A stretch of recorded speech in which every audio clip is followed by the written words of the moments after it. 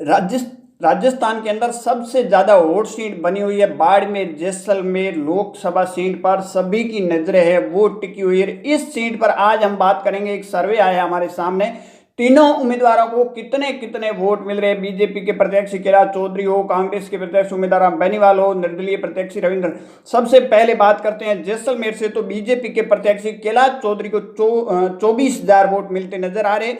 वहीं कांग्रेस के प्रत्याशी उम्मीदवार बेनीवाल को 41,000 वोट मिलते नजर आ रहे हैं। वहीं निर्दलीय प्रत्याशी रविंद्र सिंह भाटी को 1,24,000 वोट इस सर्वे के मुताबिक मिलते हुए जैसलमेर से सामने आ रहे हैं। इसके बाद चलते हैं बाड़मेर के अलग अलग विधानसभा। चौहटन के अंदर तो बीजेपी के प्रत्याशी है उनको 65,000 वोट मिलते नजर आ रहे हैं। वहीं अगर बात की जाए तो कांग्रेस के प्रत्याशी उम्मीदवार बेनीवाल को है वो 82,000 वोट मिलते नजर आ रहे हैं। तो वहीं निर्दलीय प्रत्याशी रविंद्र सिंह भाटी है उनको 95,000 वोट मिलते हुए चौहटन विधानसभा से आ रहे हैं। परंतु हालांकि देखिए, चौहटन विधानसभा की बात की जाए तो बीजेपी के पास फिलहाल वो सीट है, विधायक वहां के है वो बीजेपी के प्रत्याशी आदूराम हैं, ठीक है, वहां से विधायक चुने गए। उसके बाद अगली बात करें शिव से, जहां रविंद्र सिंह भाटी खुद विधायक है, तो बीजेपी के प्रत्याशी जो कैलाश चौधरी है उनको 30,000 वोट मिलते नजर आ रहे हैं।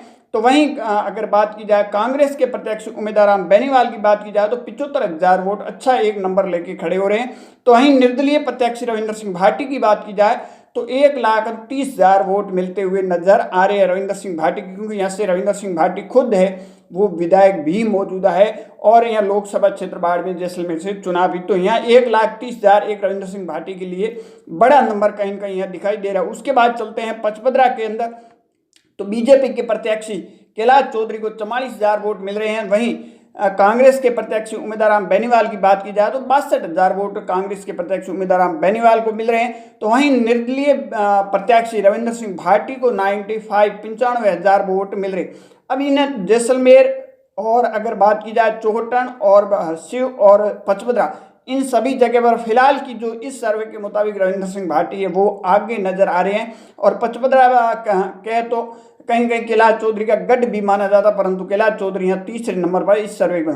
अब चलते हैं अगली शिवाना की बात की जाए तो बीजेपी के प्रत्याशी है कैलाश चौधरी को 51,000 वोट मिल रहे हैं। तो कांग्रेस के प्रत्याशी उम्मीदवार बेनीवाल को महज 45,000 वोट मिल रहे हैं। वहीं निर्दलीय प्रत्याशी रविंद्र सिंह भाटी को भी यहाँ से एक बड़ा नंबर मिलता हुआ नजर आ रहा है, 1,24,000 वोट। अब देखिए, यहाँ कांग्रेस की जितनी उम्मीदें थी उतने वोट इस सर्वे के मुताबिक शिवाना से नहीं मिल रहे हैं। कांग्रेस को एक बड़ी उम्मीद थी कि शिवाना से उनको एक अच्छी लीड मिलेगी, परंतु इस सर्वे के मुताबिक कहीं न कहीं जो कांग्रेस है वो बीजेपी के प्रत्याशी से भी पिछड़ती हुई नजर आ रही है। शिवाना की ये स्थिति है।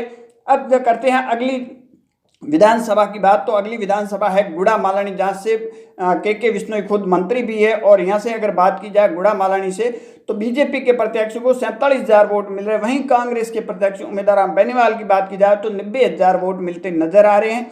वहीं निर्दलीय प्रत्याशी रविंद्र सिंह भाटी की बात की जाए तो रविंद्र सिंह भाटी को महज 76,000 वोट। यहाँ देखिए, बिश्नोई मतदाताओं का रुझान था वो निर्दलीय प्रत्याशी की तरफ ज्यादा झुकाव नजर कहीं कहीं गुड़ा मालानी से आ रहा है, तभी इतना बड़ा यह नंबर है वो 76,000 जो बीजेपी के प्रत्याशी भी आगे दिखाई, निर्दलीय प्रत्याशी रविंद्र सिंह भाटी है वो नजर आते हुए दिखाई दे रहे हैं, ये गुड़ा मालानी। अब चलते हैं अगली बात करते हैं, तो अगली देखिए बाड़मेर की बात की जाए तो यहाँ बाड़मेर के अंदर बीजेपी के प्रत्याशी को है 34,500 वोट महज मिलते हुए नजर आ रहे हैं। वहीं कांग्रेस के प्रत्याशी उम्मीदवार बेनीवाल को जो ग्रामीण एरिया है वहां से अच्छे वोट मिले हैं, तो 85,000 वोट मिलते नजर आ रहे हैं।